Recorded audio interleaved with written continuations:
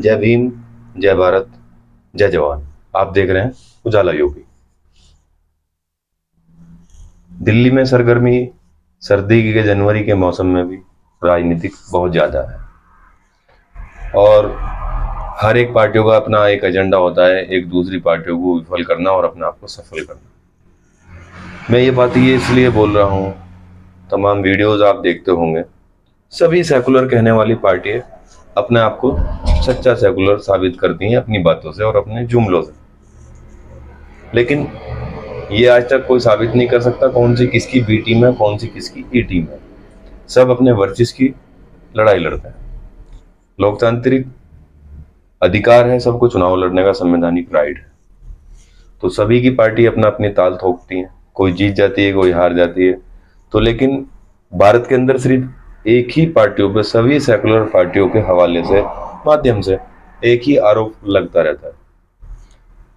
AIMIM party है, असदुद्दीन ओवैसी की।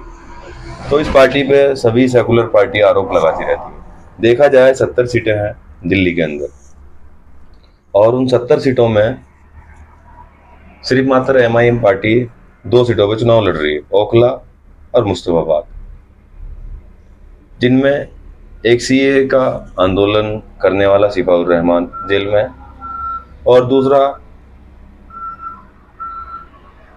दूसरा जो प्रत्याशी है वो प्रत्याशी ताहिर हुसैन दिल्ली दंगों का, जिसको बताया जाता है जिनमें से 12-13 मुकदमों में से 9 में उसकी जमानत हो चुकी है।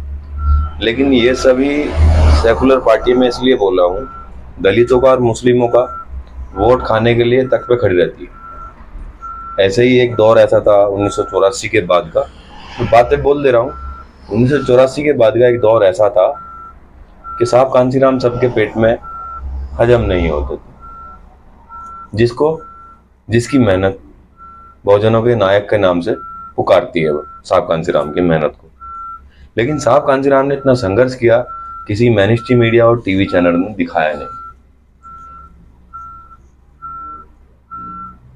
और मैं ये बात इसलिए बोल रहा हूँ, किसी भी अखबार ने नहीं दिखाया निश्चित रूप से, जबकि पूरे भारत के अंदर बहुजन समाज जो था वो पूरा साहब कांसीराम के पीछे चला करता था 80, 90, 70% तक। लेकिन यही भारत के अंदर किस तरह के लोग आज़ादी से अब तक राज कर रहे हैं जुमलेबाजी देकर। वो ये नहीं चाहते कि दलित को, पिछड़े को, सिख को, ईसाई को, बौद्ध को, पारसी को, मुस्लिम को, अति पिछड़े को अधिकार मिल जाए। तो यही लोग सर्वे सर्वा रहते हैं सभी पार्टियों का। जैसे दिल्ली के अंदर जनरल कैटेगरी के अरविंद केजरीवाल राज कर रहे हैं लगातार, और जिनकी सरकार में जीत पर जीत मिलती जा रही है। और इस तरह की जीत विधानसभा के अंदर विपक्ष नाम की कोई चीज नहीं रहती दिल्ली विधानसभा के अंदर। इस तरह से वो सुपड़ा साफ कर देते हैं कि 60 सीट ले आते हैं, तो सामने 8-10 सीट बचती हैं, वो विपक्ष रहता है।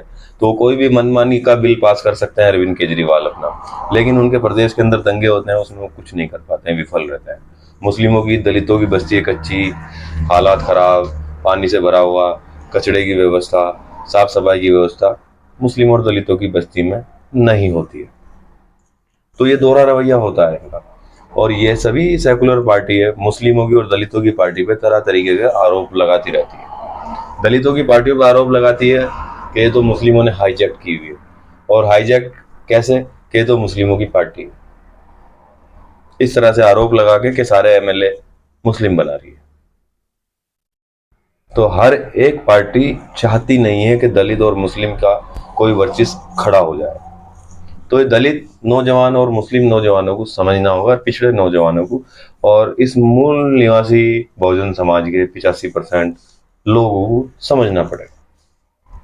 और मैं एक वीडियो दिखा देता हूँ। एक बुजुर्ग हैं MIM के समर्थन में सेकुलर पार्टियों को किस तरह से अपना जवाब दे रहे हैं। और मैं फिर से यही बात कहूंगा, वीडियो अच्छी लगे, आपका वोट है, आपका अधिकार है, आपको डालना है।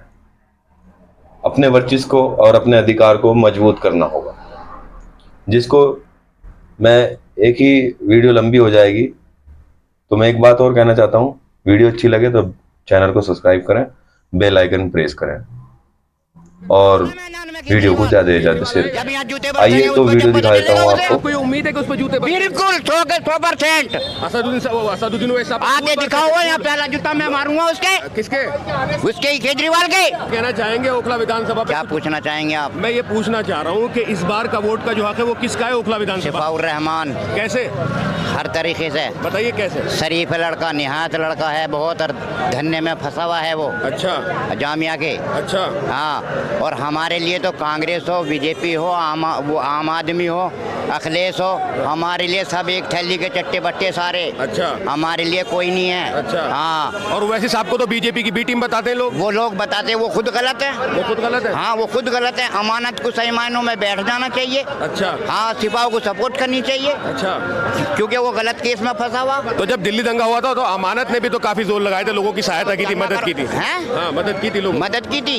ये मतलब वो जो केजरीवाल है वो मुख्यमंत्री था, उनने झगड़ा करवा दिया, अमानत ने वो जाके क्रीम लगा दी। अच्छा, हाँ, अमानत ने क्रीम लगा, वो तो क्रीम लगा दी, उसने झगड़ा करवा दिया। अच्छा, केजरीवाल ने झगड़ा हाँ, महरौली में जो मस्जिद तोड़ी और मदरसा तोड़ा, ये किसने तोड़वाया? किसकी सरकार?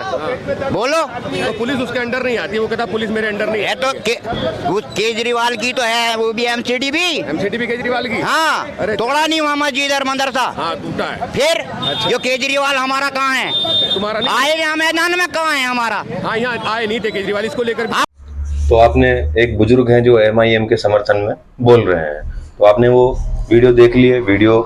अब मैं ये बात कहना चाहूँगा, यही लोकतंत्र की पहचान होती है, एक दूसरों पे आरोप प्रति आरोप लगा देना। और दिल्ली में मजबूती से अरविंद केजरीवाल 2 बार सत्ता में रह चुके हैं अच्छे से, और उसके बाद भी अगर कोई कमियां रह जाती हैं तो ये विफलता आम आदमी पार्टी की है। और मैं ये कहना चाहूँगा, फिर से एक बात और कहूँगा, सभी पार्टियां चाहते हैं कि मेरा वर्चस्व तैयार हो जाए, मेरी सत्ता में सरकार आ जाए। और ये जितनी भी पार्टियां हैं, आम आदमी पार्टी से लेकर कांग्रेस तक, कांग्रेस से लेकर भारतीय जनता पार्टी तक, ये सभी पार्टियां, इनके मुखिया सर्वे सर्वा बहुजन समाज के लोग नहीं है किसी भी कीमत से। सिर्फ बहुजनों का वोट चाहिए, राज नहीं देना, बहुजनों का अधिकार नहीं देना, वोट चाहिए। तो ये आप लोगों को समझना पड़ेगा कि आप अपनी वोट का सही इस्तेमाल करके अपना नेतृत्व कैसे मजबूत कर सकते हैं। यही एक वोट का अधिकार है संवैधानिक, जो सबसे महत्वपूर्ण है। स्टेट से लेके केंद्र तक का रास्ता वोट के माध्यम से खुलता है, और यही वोट की चोट है जो ताकतवर होती है। हर पार्टियों को 4 वर्ष के बाद याद दिला देती है कि इलेक्शन आ रहे हैं, वोट भी चाहिए। 4 वर्षों तक क्या किया वो जनता के आगे फिर 5 वर्ष में प्रचार तंत्र में लग जाते हैं। अभी ऐसे ही हाल फिलहाल में 2025 में दिल्ली के अंदर चुनाव है, और ये दिल्ली के अंदर जो चुनाव है 5 तारीख में है। तो ये आप लोगों को समझना है, अपना वोट कहाँ डालना है, अपने आप को मजबूत करना है और लोकतंत्र को मजबूत करना है। वो ताकतों को ताकतें मत दो जो 70 साल से 72 साल से देश पे राज कर रहे हैं, ऊंची जाति के सर्वे सर्वा बने बैठे लोग।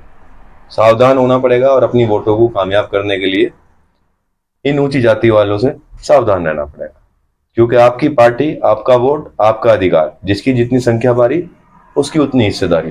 तो हिस्सेदारी राजनीति में तब मिलती है तब वोटर समझ जाता है कि हमारा वोट गलत दिशा में नहीं जा रहा है। अगर सही दिशा में वोट जाएगा तो 5 वर्ष 50 वर्ष की तरक्की दे सकते हैं, और गलत दिशा में वोट जाएगा तो ये 5 वर्ष 20-30 वर्ष पीछे ले जा सकते हैं। तो आपको अपने वोट को सही तरह से इस्तेमाल करना है। और मैं इसी के साथ वीडियो को समाप्त करता हूँ। वीडियो